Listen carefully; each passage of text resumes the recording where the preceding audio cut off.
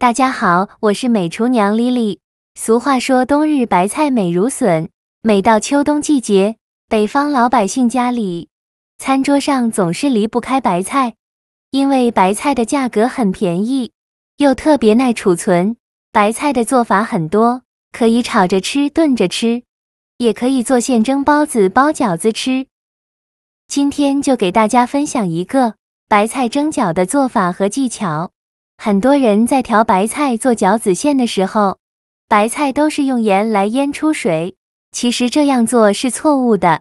那我今天就把正确的方法分享给大家，一起来看看我是怎么做的吧。首先，我们准备一颗这样的大娃娃白菜，把它放到案板上，给它对半切开，把白菜帮和白菜叶分开。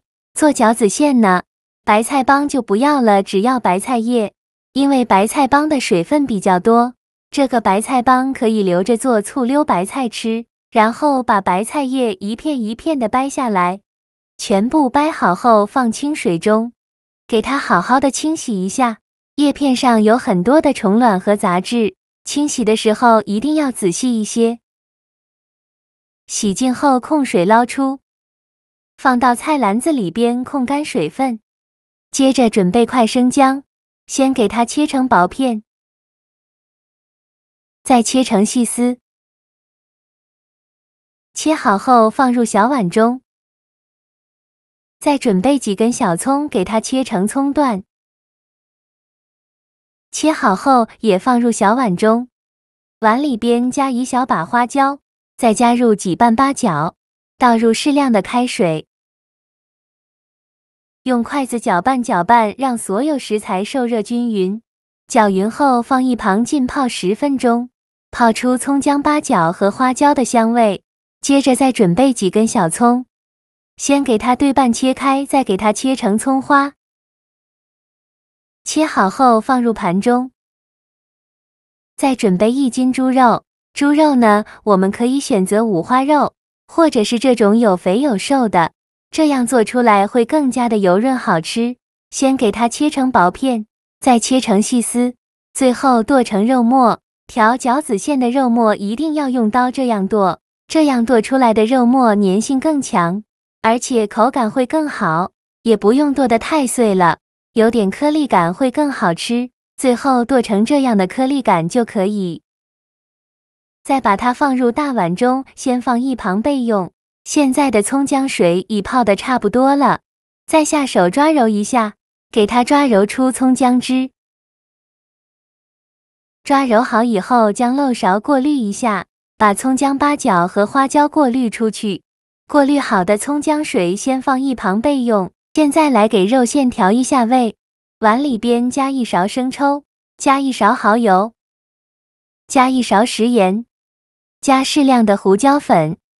再倒30克左右的葱姜水，戴上一次性的手套，给它抓拌均匀，顺着一个方向搅拌，搅拌至肉馅上劲，尽量多搅拌一会，让肉馅把这些葱姜水和料汁完全吸收。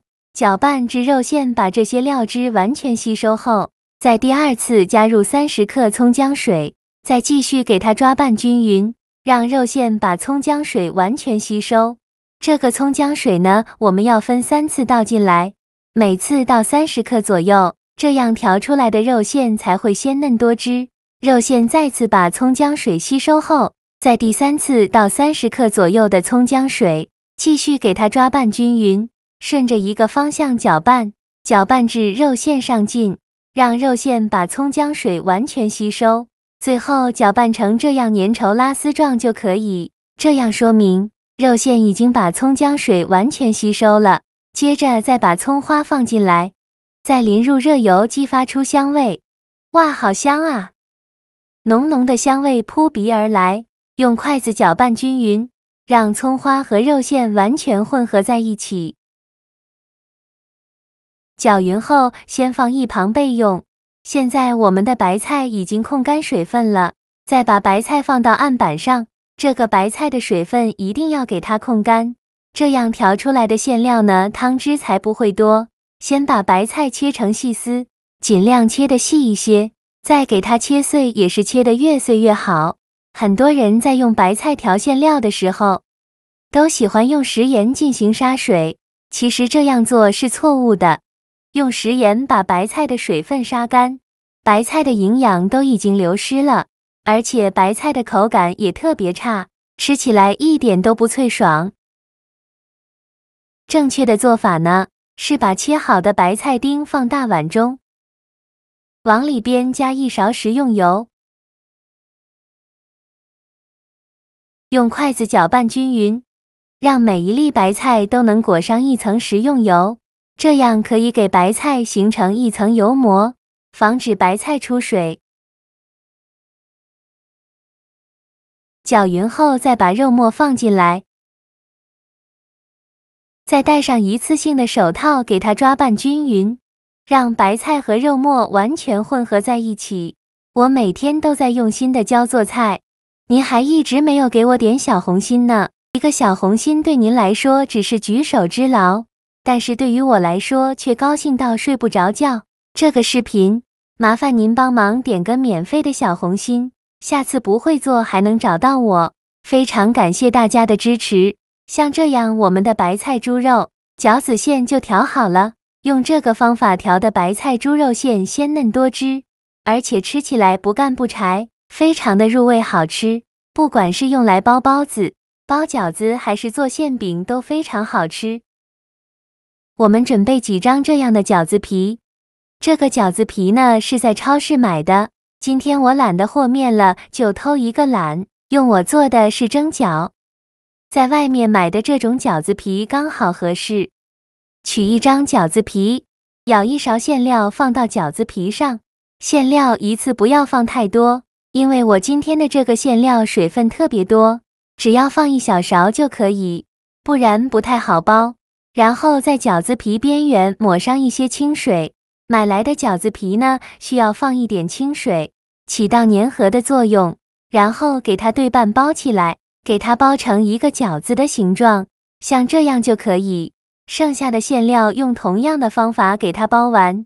接着准备一个蒸屉，在底部铺上一张硅胶垫，把包好的饺子一个一个的放到蒸屉上，中间要留些空隙，防止粘连在一起。全部包好后，冷水上锅蒸，盖上盖子，大火蒸15分钟，时间到关火焖2分钟，再打开盖子。哇，好香啊！浓浓的白菜香味扑鼻而来，像这样说明就已经蒸熟了。再把它取出来，像这样，非常好吃的白菜猪肉馅蒸饺就做好了。这样做的白菜猪肉馅蒸饺非常好吃，饺子皮柔软劲道，白菜猪肉馅鲜嫩多汁，一点腥味也没有，不干不柴，比萝卜馅饺子还要好吃。